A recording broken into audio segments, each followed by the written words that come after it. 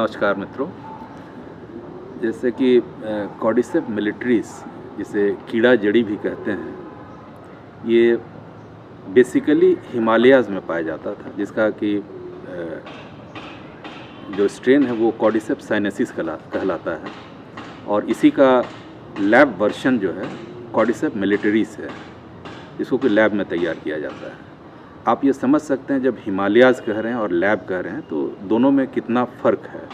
Himalayas जो कि बिल्कुल ही आपका स्वच्छ वातावरण, जहाँ कोई बैक्टीरिया नहीं होता है, तो उसी तरह का कंडीशन इसको लैब में करने के लिए किया जाता है। सबसे पहला चीज़ तो है कि इसका हमको कल्चर लेना पड़ता है।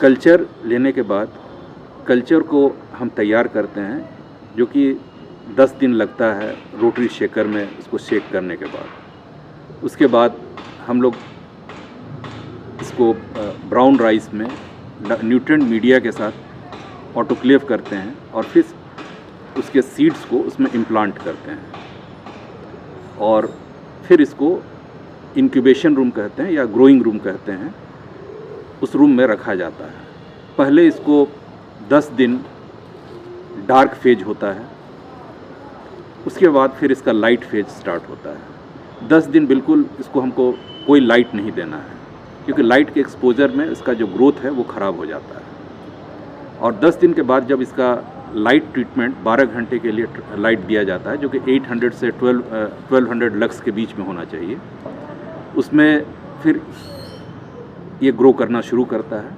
और करीब करीब इसको ग्रो करने में 55 से 60 दिन, कुछ स्ट्रेन को 70 दिन तक भी लग जाता है। और 70 दिन के अवधि में ये छोटे छोटे स्टिक्स की तरह ग्रो कर जाता है, जो कि 2 से 3 इंच का इसका लेंथ होता है। और फिर 70 दिन के बाद या 60 दिन के बाद, जैसा स्ट्रेन हम यूज़ करते हैं, उसकी हार्वेस्टिंग की जाती है।